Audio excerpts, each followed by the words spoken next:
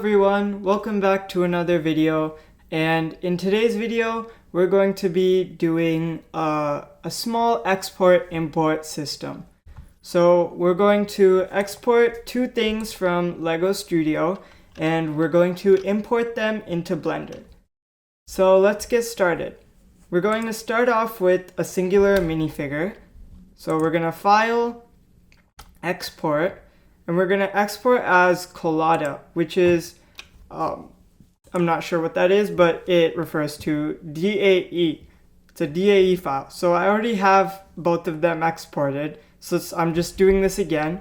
So I'm going to save this as the minifigure DAE, and then I'm going to go to the house, and I'm going to do the same thing, just export as Collada, export, and then I'm going to do it for the house DAE. So yes. And this is going to take longer because it is more pieces, which means it's just bigger in general. So now what we're going to do is we're going to go into Blender and we're going to File, we're going to Import Collada, which is the top one, and we're going to import a minifigure. So here we have our minifigure, which actually is turned the wrong way. So what LEGO Studio does is what Blender does when it's importing these LEGO Studio things is it will basically just rotate, and sometimes it will just separate the pieces in general, which I don't like when they're separated. It's not good. It's not fun to redo everything, but for now we're just going to have to do that.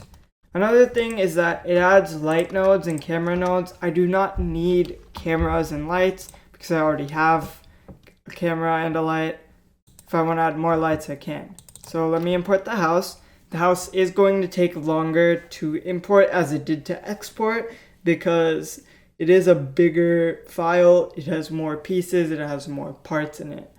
So we'll just wait for it to import, which is going to take about 1 to 2 minutes. So there we go. It's in here now.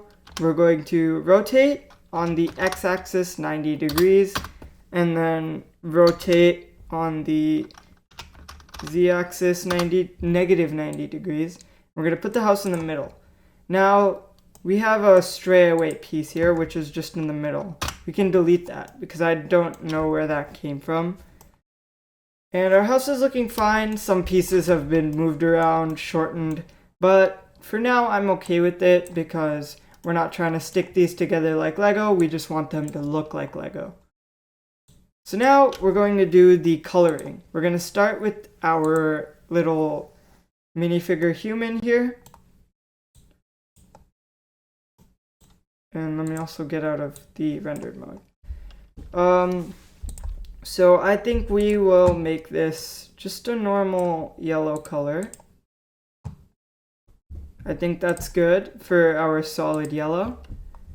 We have our lime. Also, one more thing, don't forget to click use nodes because when importing it will deselect use nodes so we can't see them anymore.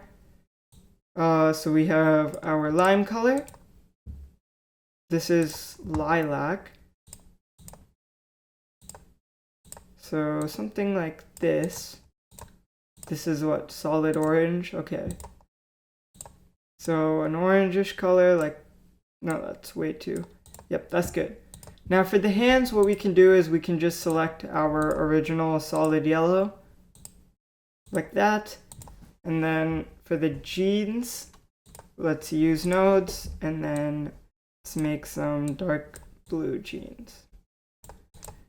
And then finally, we just have the hair, which will be black. Now, what I'm looking at here is that I'm realizing that there are only textures on flat surfaces, which I'm interested with. So as you can see, these bricks here have, they have textures because they're on a flat surface. If you can tell, the minifigure face and the pants did not get the textures that they needed. I'm guessing because it's a flat surface, or it's not a flat surface, but I'm not really sure. And also, as you can see, there's probably a node in these, the torso, which also has the solid black. So as you can see, let's do the house next. When we're making the color for the house, you can see that there's already a color, and this is here because one thing I didn't know when I was making the house, is that our base color is actually, there's basically a sticker, I think. So for example, if I take this, if I make that solid blue color, I should also be able to take this, or sorry, I don't know what this is, but if you see, I took the blue color from the texture and then I put it onto the actual brick. The brick is a lot darker, but to be honest, I'm not going to be very picky on that. I don't mind. So let's also make the darker yellow. For the house, we have our solid orange. What else? We have this small brick here, which I'm not sure. Oh, it's a light orange brown. Let's make that. And then we have our ground, which is a tannish color like that. We have our dark and light gray. The light gray. And then we finally have the plants. So it says dark pink, solid green, which will make darker, red, and then medium lime. Alright, so now that we're done with all those, there's one last thing I want to do, and those are the windows. Now, because they're glass, I do want to use a special method for them. So here's what we're going to do. We're going to delete this principled BSDF. We're going to click add, and we're going to add two things, a refraction BSDF, and then we're also going to add shader, and we're going to add a glossy BSDF. Now make sure the refraction is on the top and glossy is on the bottom. What we're going to do is, in the middle, we're going to add a mix shader, which will connect these two shader nodes together so that we can connect it to the material output. So now what I want to do is I want to turn the roughness to 0. I want to change this to GGX, not multi-scatter GGX. And here I want to turn the IOR to 1.5.